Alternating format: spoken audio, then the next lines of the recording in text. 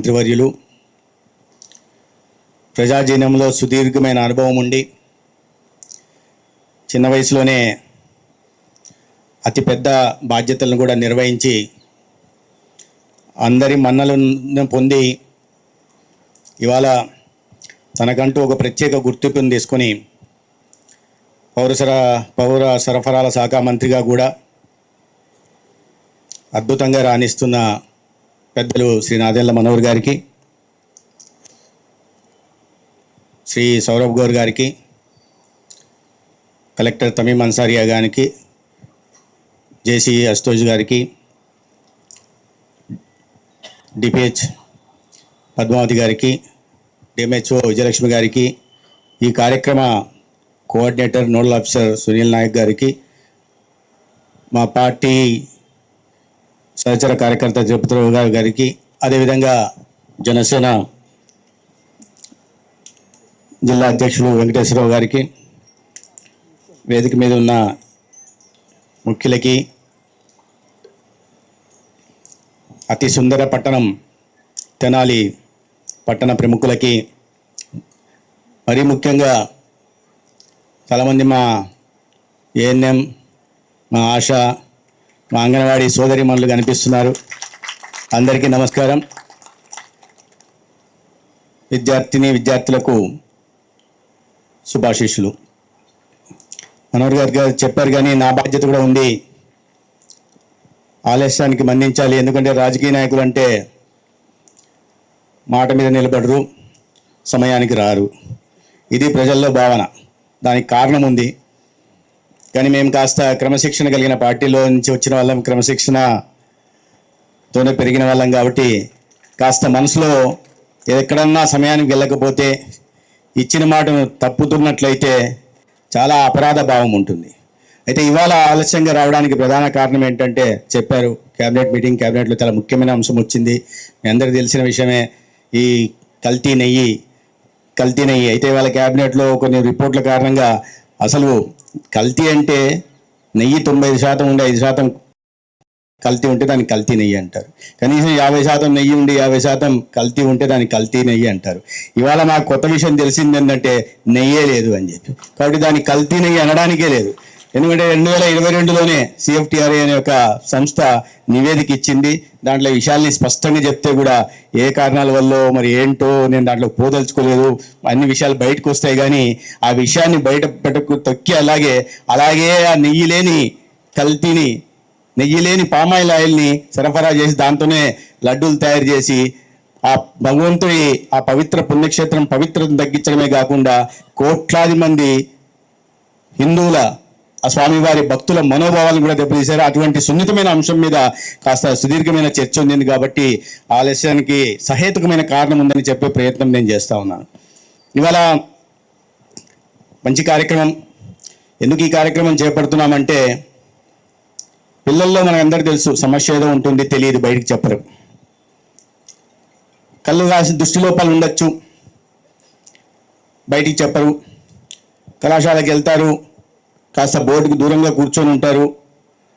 Teacher చెప్పేది వినిపిస్తుంది, కానీ రాస్తున్నది కనిపించకపోవచ్చు.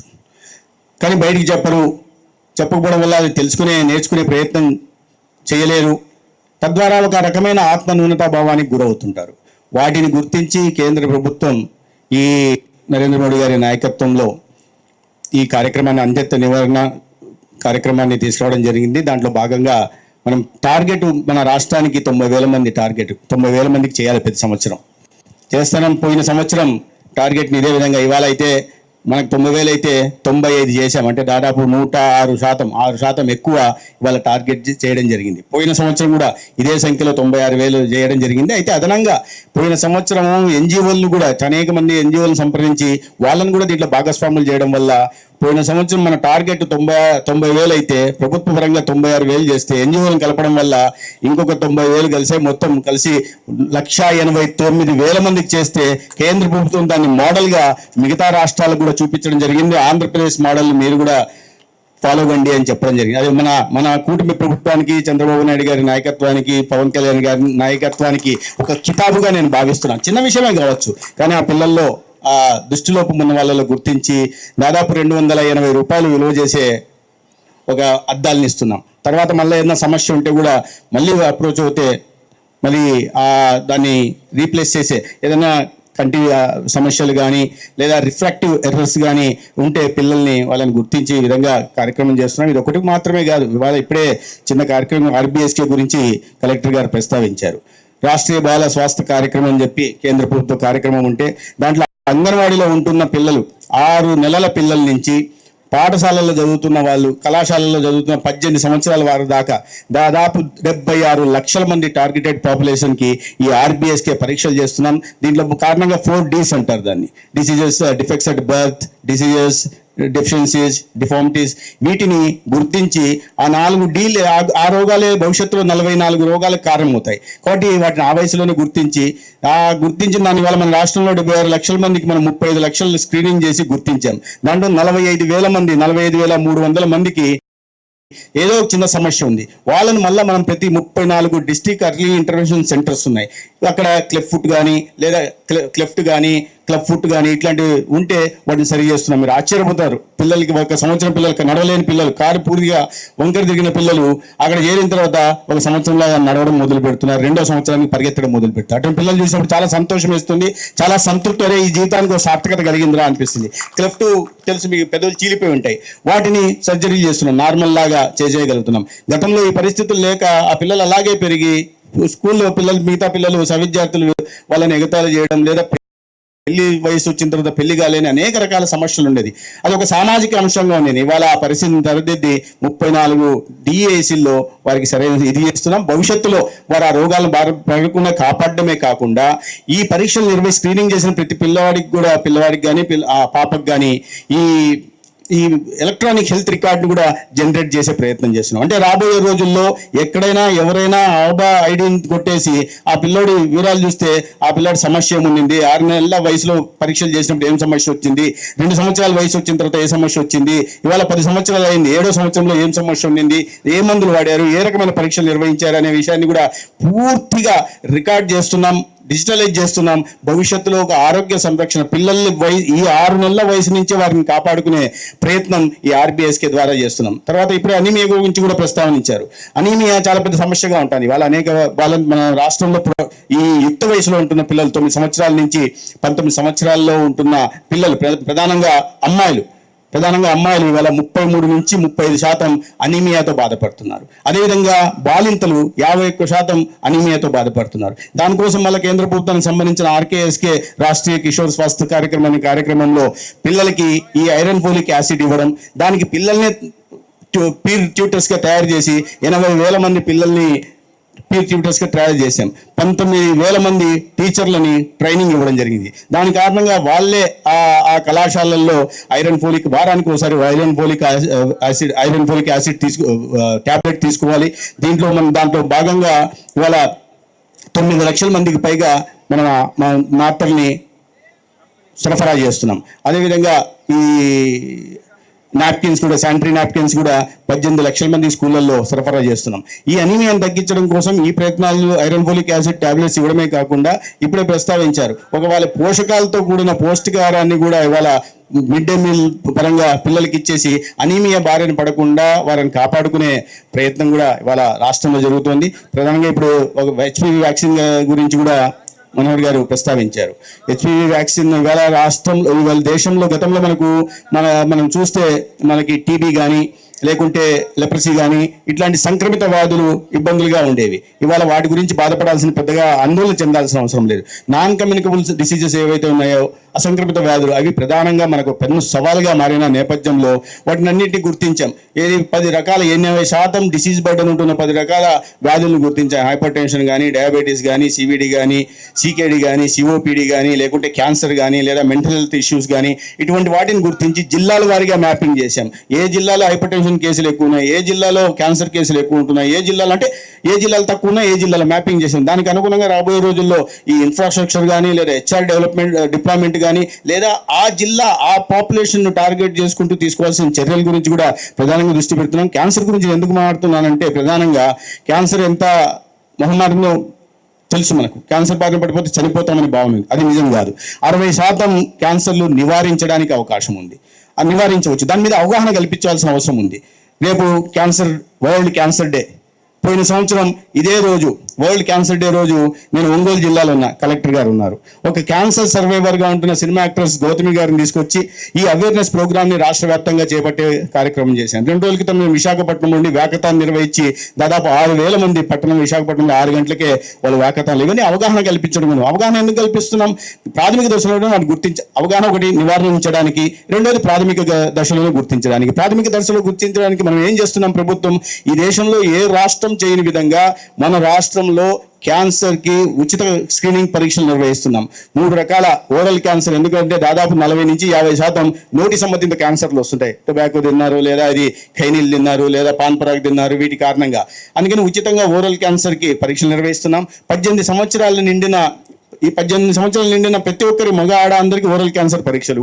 అదేవిధంగా 18 సంవత్సరాలు నిండిన అమ్మాయిలకి బ్రెస్ట్ క్యాన్సర్ పరీక్షలు నిర్వహిస్తున్నాం. అదేవిధంగా 30 సంవత్సరాలు దాటిన మహిళలకి సర్వైకల్ క్యాన్సర్ స్క్రీనింగ్ కూడా ఉచితంగా చేస్తున్నాం. అయితే కొంతవరకు ఈ ఓరల్ క్యాన్సర్కి అందరూ ముందుకు వస్తున్నారు. బ్రెస్ట్ క్యాన్సర్కి కాస్త సంశయిస్తున్నారు. సర్వైకల్ క్యాన్సర్ ఎందుకంటే మా ఏఎన్ఎం, మా ట్రైన్డ్ ఏఎన్ఎం, మా ఆశా, మా సిహెచ్ఓ ఇంటి దగ్గరికి వెళ్ళి పరీక్షలు నిర్వహిస్తారు కాబట్టి కాస్త ముందుకు వస్తున్నారు. కానీ సర్వైకల్ క్యాన్సర్కి పరీక్షలు నిర్వహించుకోవడానికి ఆ గ్రామంలో ఉంటున్న ఆయుష్మాన్ ఆరోగ్య మందిర్ విలేజ్ హెల్త్ క్లినిక్ అని పిలుస్తాం మనం. అక్కడికి వెళ్తే అక్కడ ప్యాప్స్మియర్ టెస్ట్ చేయాల్సి ఉంటుంది. అక్కడ వెళ్ళడానికి కాస్త సంశయిస్తుంటారు. కారణం సోషల్ స్టిగ్మా, ఏమన్నా అనుకుంటారేమో అని. రెండోది మాకేం కాదులే అనే నిర్లక్ష్యం. మూడోది ఏమన్నా అవుతుందేమో అనే భయం.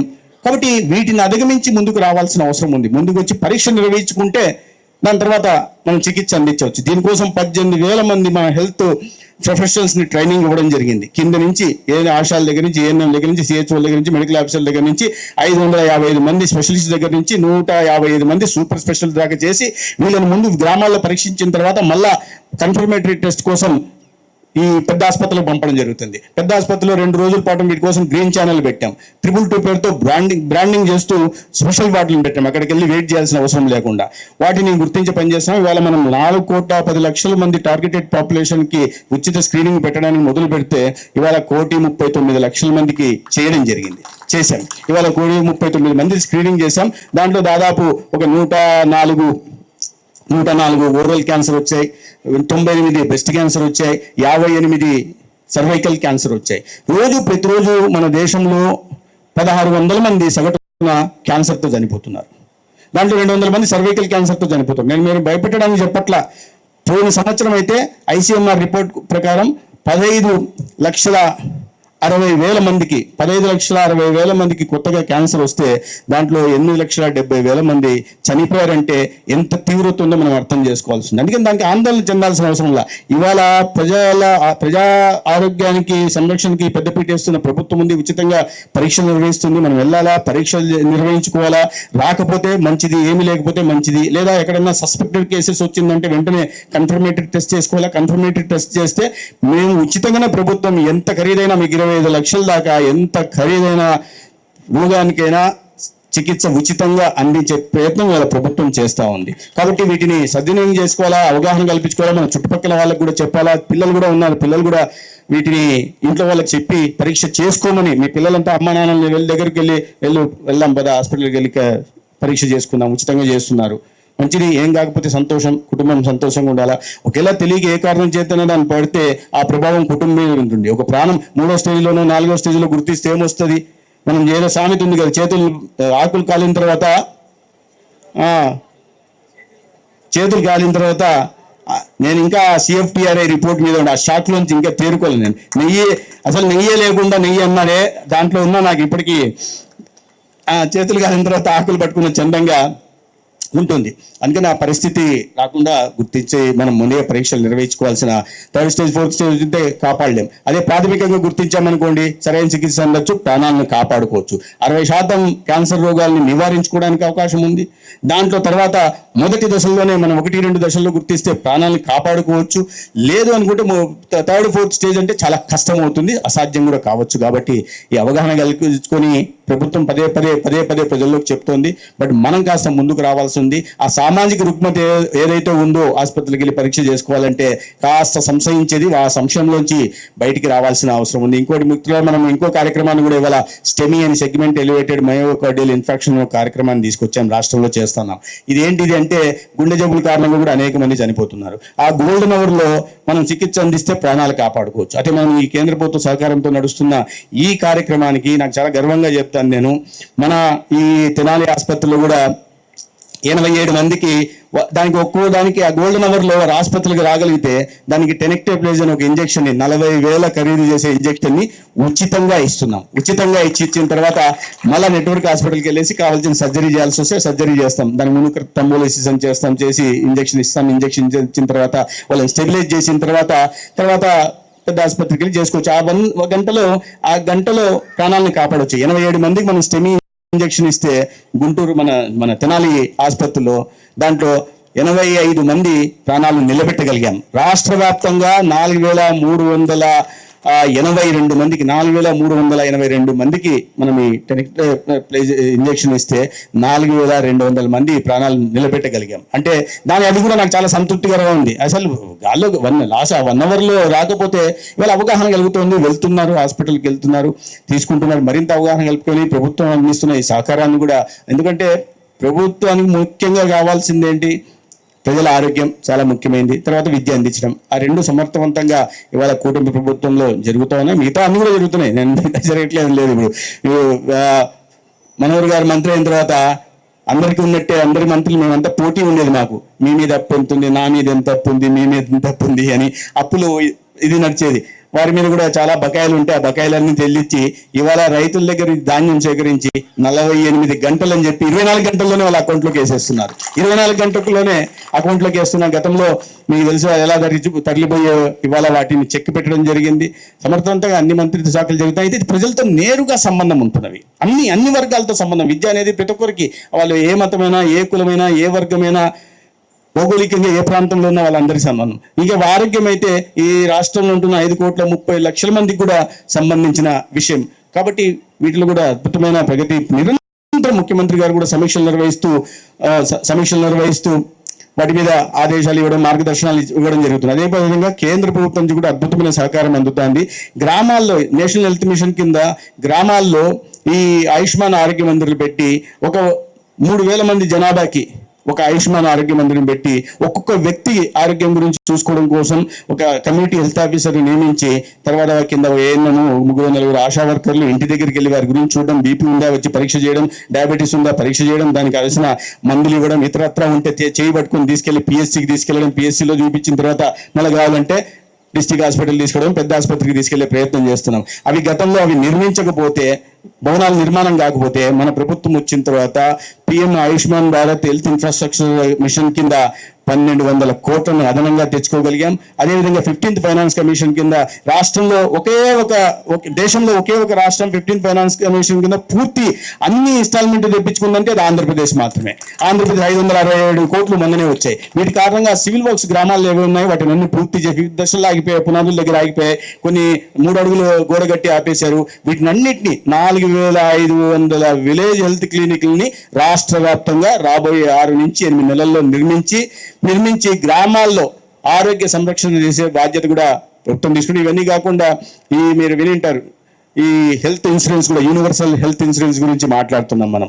దానికి కూడా దేశంలో ఏ రాష్ట్రం లేదు. 10 లక్షల దాకా గుజరాత్, మహారాష్ట్ర లాంటి రాష్ట్రాలు 10 లక్షల దాకా వైద్య సాయం అందిస్తుంటే మనం ఇన్సూరెన్స్, ప్రధానమంత్రి జన ఆరోగ్య యోజన, ఆయుష్మాన్ భారత్ ప్రోగ్రామ్, తర్వాత ఎన్టీఆర్ వైద్య సేవ కింద ట్రస్ట్ మోడ్లో అస్సూరెన్స్ మోడల్లో 25 లక్షల దాకా, మిగతా రాష్ట్రాలు 10 లక్షలు ఉంటే 25 లక్షల దాకా వైద్య సాయం రాష్ట్రంలో ఉంటున్న అందరికీ 1,43,00,000 కుటుంబాలు ఏవైతే ఉన్నాయో బీపీఎల్ ఫ్యామిలీస్ కాకుండా అదనంగా మధ్యతరగతికి సంబంధించిన 20 లక్షల కుటుంబాలు కూడా వెరసి 1,63,00,000 కుటుంబాలు, అంటే రాష్ట్రంలో ఉంటున్న జనాభా అందరికి, మరి పెద్ద స్థాయిలో సరూప్ గారికి, నాకు, మనోహర్ గారికి కాకుండా, కలెక్టర్ గారికి కాకుండా మిగతా అర్హత కలిగిన అందరికి కూడా ఇవాళ 2.5 లక్షల దాకా ఒక కేటగిరీ, తర్వాత 25 లక్షల దాకా కోటి కోటి 43 లక్షల కుటుంబాలకు కూడా వైద్య సాయాన్ని అందించుకునే కాపాడుకునే ప్రయత్నం చేస్తున్నాం. ఈ రకంగా మంచి జరుగుతూ ఉంది. ఇదంతా జరుగుతూ ఉంది, అనేక మంచి పనులు జరుగుతాయి. ఒక్కొక్క మంత్రి శాఖలో మంచి పనులు జరగడమే కాకుండా ఇవాళ తల్లికి వందనం అంటే బిడ్డలకి అకౌంట్లో డబ్బులు పడుతున్నాయి. లేదా అన్నదాత సుఖీభవ కింద కేంద్ర ప్రభుత్వం 6,000 ఇస్తుంటే రాష్ట్రంలో అదనంగా 14,000 ఇచ్చి దాని రకంగా ఆదుకుంటున్నారు. అక్క చెల్లెలకి దీపం పథకం కింద ఉచితంగా సిలిండర్లు కూడా ఇవాళ పంపిస్తున్నారు. లేదా సామాజిక పెన్షన్లు కూడా సమయానికి చేరుతున్నాయి. లేదా ఇతరత్ర కార్యక్రమాలు ఉంటే నేను ఆరోగ్యపరంగా ఇంకోటి గమనించాను. నేను ఇటీవల ఒక ఆసుపత్రికి వెళ్ళి అక్కడ నర్సుని అడిగా, ఏంటమ్మా అన్ని ట్యాంపర్ చేస్తున్నారా మీరు ఫిగర్లు అన్నీ అని. సార్ ఏం చేయలేదు సార్ అని. 6 నెలలకి చేస్తే ఇంతే ఓపీ ఉండింది, ఐపీ ఇంతే ఉండింది, ఇదేంటి సడన్గా 30% 40% పెరిగింది, ఎలా పెరుగుతుంది అన్న. అంటే సార్ 2 కారణాలు ఉన్నాయి సార్. మీరంతా ఇప్పుడు పోస్టులన్నీ ఫిలప్ చేస్తున్నారు కదా, రిక్రూట్మెంట్ మోడ్లో ఉన్నారు, కొంతమంది ఎక్కువ వచ్చారు, కానీ ఇంకో ప్రధాన కారణం ఉంది సార్. ఏంది అన్న అంటే, సార్ ఇవాళ కింద ఆసుపత్రిలో రెఫర్ చేస్తే ముందు 30 కిలోమీటర్ 40 కిలోమీటర్ పోవాలంటే ఛార్జీలు అవుతాయని చెప్పి రావడానికి సంకోచించే వాళ్ళు అక్కడ జిల్లాలంతా ఇవాళ శ్రీశక్తి పథకం వచ్చింది కదా సార్, దాంట్లో బస్సు ఎక్కి వచ్చి చూపించుకొని మెల్ల వెనక్కి వెళ్ళిపోతున్నారు, ఆరోగ్యంగా ఉంటున్నారు సార్ అని. అంటే మా పార్టీ ఆవిడ నా పక్కన, అవును సార్ నిజమే సార్ అని చెప్పింది. ఎందుకమ్మా అంటే, సరే మా అమ్మ అంటే నాకు ఇష్టం, మా అమ్మ ఎక్కడో 100 కిలోమీటర్ దూరంలో ఉంటుంది, అప్పుడప్పుడు వెళ్ళి చూసి వచ్చేదాన్ని, ఇప్పుడు 2 రోజులకు ఒకసారి చూసి వస్తున్నా సార్ అనింది. నేను చెప్పా, కర్లేమ్మా మీ అత్తను కూడా చూస్తున్నామని. అవును సార్ ఎప్పుడెప్పుడో చూసేవాడిని సార్, మా అత్తను ఇప్పుడు అప్పుడప్పుడు వెళ్ళి చూసి వస్తున్నా సార్ అనింది. ఇంకా చెప్పు అన్న. ఏమున్నాయిలే సార్, తెలుసులే నాకు చెప్పు, ఇంకా చెప్పు. మరి ఆడపడుచు నిజమే సార్, ఆడపడుచుని తోడుకోవడం ముందు ఫోన్లో గొడవపడేదాన్ని సార్, ఇప్పుడు బస్సు ఎక్కి తెనాల్లో ఆడపడుచుతో గొడవపడి చూస్తున్నా, మళ్ళీ అడిగిపోయి గుంటూరు పోయి తోడుకోవడంతో గొడవపడి మనం సాయంత్రానికి వచ్చేస్తున్నాం సార్ అని. ఇంకేం లేవా అన్న. ఇంకేం లేవు సార్, నిజం చెప్పమ్మా నువ్వు సీరియల్ చూసా. అవును సార్ మార్నింగ్ మేఘ సందేశం నేను మా ఊర్లో చూస్తున్నా, మధ్యాహ్నం మిరపకలలు మా అక్క వాళ్ళ ఇంటికి వెళ్ళి చూస్తున్నా, మళ్ళీ రాత్రి కార్తీక దీపం కూడా మళ్ళీ ఇంటికి వచ్చి చూస్తున్నా సార్. అంటే నేను ఇది నవ్వించడానికి కాదు, ఎందుకంటే మహిళలకు ఈ సమాజ నిర్మాణంలో ఎంత భాగస్వామ్యం ఉందో మన అందరికీ తెలుసు. ఒక మహిళ కుటుంబాన్ని నిర్మిస్తుంది, ఒక మహిళే పిల్లల భవిష్యత్తును నిర్మిస్తుంది, తద్వారా ఒక మహిళే ఈ సమాజాన్ని కానీ దేశాన్ని కానీ నిర్మిస్తుంది. 50% పైగా ఉంటున్న మహిళలకి ఇవాళ కూటమి ప్రభుత్వంలో చంద్రబాబు నాయుడు గారు, పవన్ కళ్యాణ్ గారు ఇస్తున్న గౌరవంగా దీన్ని మనం భావించాలి. ఒక ఆర్థిక స్వాతంత్రం ఇచ్చే దిశగా, ఆర్థిక సాధికారత కల్పించే దిశగా, తద్వారా కుటుంబాన్ని సమాజాన్ని నిర్మించే దిశగా ప్రయత్నాలు జరుగుతాయి. దాంట్లో భాగంగానే ఈ మన లక్ష్యం ప్రధానమంత్రి గారు వికసిత భారత్, మనం స్వతంత్రం ఇచ్చిన 100 సంవత్సరాలు పూర్తయిన సందర్భంగా ప్రపంచంలోనే 1వ స్థానానికి, ఆయన 11వ స్థానంలో ఉంటే ఆర్థిక వ్యవస్థల్లో పాపం కష్టపడి 4వ స్థానం తీసుకొచ్చి వచ్చే సంవత్సరం 3వ స్థానానికి పోతుంది. 2040 నాటికి 1వ స్థానాన్ని తీసుకెళ్లాలని లక్ష్యం పెట్టుకున్నాడు. ఇవాళ ప్రపంచ నాయకుడిగా ఎదిగిన నరేంద్ర మోడీ గారు ఆ లక్ష్యాన్ని మనందరినీ భాగస్వాములు చేసి తీసుకెళ్లే ప్రయత్నం ఆయన చేస్తుంటే, స్వర్ణాంధ్ర ఒక హెల్దీ వెల్దీ హ్యాపీ, ఒక ఆరోగ్యవంతమైన సుసంపన్నమైన సంతోషకరమైన ఆంధ్రప్రదేశ్ నిర్మాణం చేయాలని, తద్వారా అందరి జీవన ప్రమాణాలు పెరగాలని, స్థితిగతులు పెరగాలని, పిల్లలకు ఉజ్వల భవిష్యత్తు ఉండాలనే ఒక లక్ష్యంతో ఇవాళ రాష్ట్రంలో ముఖ్యమంత్రి గారు, ఉప ముఖ్యమంత్రి గారు పనిచేస్తున్నారు. మన ముందు లక్ష్యాన్ని నిర్దేశించారు. ఆ దిశగా మనం అందరం కలిసి వెళ్ళాలి. అయితే ఈ నేపథ్యంలో ఇట్లాంటివన్నీ ఉన్నప్పుడు అన్ని సానుకూల వాతావరణం ఉంది, బాగుంటున్నప్పుడు, మంచి పని జరుగుతున్నప్పుడు రాజకీయాల్లో ఏముంటాయి, ప్రతిపక్ష పార్టీలు ఏదో ఒకటి ఉంటుంటాయి కదా, మామూలు. అవి అధికారులు అంతా ఉన్నారు, నేను మాడకూడదు. కానీ మేము ఒకవైపు వీళ్ళందరికీ గూగుల్ డేటా సెంటర్ తీసుకొచ్చి పిల్లల్ని భవిష్యత్తు నాయకులుగా తయారు చేయాలని ప్రయత్నం చేస్తుంటే, క్వాంటమ్ వ్యాలీ తీసుకొచ్చి ప్రపంచ దేశాల నుంచి చదువుకోవడానికి విద్యార్థులు ఇక్కడ వచ్చేలాగా ప్రయత్నాలు చేస్తుంటే, పెద్ద ఎత్తున పెట్టుబడులు తీసుకొచ్చి ఈ రాష్ట్రంలో చదువుకున్న యువత ఎవరు కూడా పక్క రాష్ట్రాలకు వలసపోకుండా ఇక్కడే ఉండి వాళ్ళ జీవితాలను బాగు చేసుకుంటూ వాళ్ళ ప్రాంతాన్ని కూడా బాగా చేయాలని ఆలోచిస్తుంటే, ఇంకో వర్గం మాత్రం రప్ప మన మీద మంచి ఇచ్చి ఒక ప్రయోజకులుగా తయారు చేసి బాధ్యతాయుతమైన పౌరులుగా తయారు చేయాలంటుంటే, రెండో వైపు మాత్రం నేను ఈ మధ్య జరిగిన రాజకీయాలు నేను విమర్శ చేయట్లా, కానీ సమాజంలో ఇట్లాంటివి జరుగుతున్నప్పుడు మనం చూస్తా ఊరుకుంటే కూడా తప్పు. ఇటువంటి శక్తుల్ని, ఇట్లాంటి విచ్ఛిన్నకర శక్తుల్ని తరిమి కొట్టిన తర్వాత కూడా ఇదే అవలంబిస్తాం. అధికారంలో ఉన్నప్పుడు అదే చేసాం, మన ప్రతిపక్షంలో కూడా అదే చేస్తాం. ప్రజల మధ్య వైషమ్యాలు పెంచుతాం, ప్రాంతాల మధ్య విద్వేషాలు పెంచుతాం, తద్వారా మేము రాజకీయ లబ్ధి పొందుతామంటే మాత్రం సమర్థించకూడదు. ప్రజలు కూడా వీటి పట్ల జాగ్రత్తగా ఉండాలా. ఏదో ఒకసారి ఏమైతే అంటే ఒక లడ్డు తింటే బాగానే ఉంటుంది, రెండో లడ్డు తింటే ఇచ్చామనుకోండి వద్దు అంటారు. సరే బలవంతం 3 ఇచ్చామనుకోండి వద్దు వద్దు అంటారు. బలవంతంగా ఇచ్చాము 4 చెప్తే అర్థం కదా 4వ లడ్డు ఇస్తారు అంటే తీపి ఎక్కువైతే కూడా కష్టమవుతుంది. ఇక్కడ ఈ కుటుంబ ప్రభుత్వం 25 నెలల్లోనే కొద్దిగా తీపి ఎక్కువ అవుతుంది. కాబట్టి తీపి ఎక్కువైందని చెప్పి దాని పట్ల ఇది పెట్టుకోకుండా రాబోయే మన పిల్లల భవిష్యత్తు గురించి ఆలోచించాల్సిందిగా కోరుకుంటూ, మనోహర్ గారి గురించి చెప్పాలంటే వచ్చినప్పటి ఈ మనోహర్ గారు మంత్రి అయిన తర్వాత మనం క్రిటికల్ కేర్ బ్లాక్ అని ట్రామా సెంటర్లు ఇస్తే రాష్ట్ర అన్ని జిల్లాలకి ఇచ్చాం. ఏం కొత్తగా ఈ జిల్లాకి ఇచ్చింది ఏం లేదు. అయితే అన్ని జిల్లాలకి 50 పడకల CCBలు ఇస్తే తెనాలికి మాత్రం మనోహర్ గారి కారణంగా 100 పడకల CCB వచ్చింది.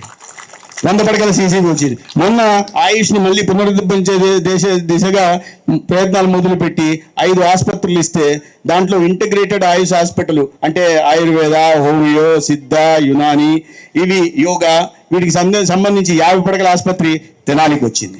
మొన్న మేము సెకండరీ హెల్త్లో గతంలో ఎప్పుడు ఉండేది కాదు, ఎప్పుడు ఫస్ట్ టైం మొన్న టిఫా స్కానర్ని ఇవ్వడం పెట్టాం. పైలట్ ప్రాజెక్ట్గా ఇద్దామని చెప్పి 8 హాస్పిటల్ని గుర్తిస్తే తప్పలేదు మళ్ళా ఒకటి తెనాలికి వచ్చింది. అది చిన్న మిషనే కావచ్చు, అది పెద్ద ఖరీదైంది కావచ్చు, కానీ దాని కారణంగా ఈ బాలింత తల్లికి మంచి జరుగుతుంది, పిల్లల కదలికలు తెలుస్తాయి. తద్వారా తల్లి ఆరోగ్యాన్ని బిడ్డ ఆరోగ్యాన్ని కూడా సంరక్షించుకునే అవకాశం ఉంది. అంటే నిరంతరం నయా కుచ్ స్కీమ్ ఆరాయగా అంటారు క్యాబినెట్లో. ఆరాయ సార్ అంటే హమేక్ దేదో అంటారు. సరే, boss is boss always, boss is boss. కాబట్టి ఏది వచ్చినా తెనాలికి ఇచ్చే ప్రయత్నం చేస్తామంటే అది కాదు ఒక సీనియర్ నాయకుడు లేదా అదేం కాకుండా ఆయన నియోజకవర్గంలోని ప్రజల పట్ల కుటుంబ సభ్యులుగా భావించి వారి ఆరోగ్య సంరక్షణ పట్ల ఆయనకున్న చిత్తశుద్ధికి ఒక గుర్తింపుగా మాత్రం వచ్చిన ప్రతి దాన్ని కూడా తెనాలికి ఇచ్చే ప్రయత్నం చేస్తున్నాం. తెనాలిని కూడా రాబోయే రోజుల్లో మంచి డిస్ట్రిక్ట్ హాస్పిటల్గా అభివృద్ధి చేస్తాం. మీరందరూ ఆదరించారు, వారిని ఇక్కడ ఆదరించారు, నా నియోజకవర్గంలో నన్ను ఆదరించారు, అందరూ కలిసి రాష్ట్ర ప్రజలంతా కలిసి కూటమి ఆదరించారు. ఈ ఆశీర్వాదం ఇలాగే మీరు ఉంచాలని కోరుకుంటూ సెలవు తీసుకుంటాం. ధన్యవాదాలు. Thank you sir.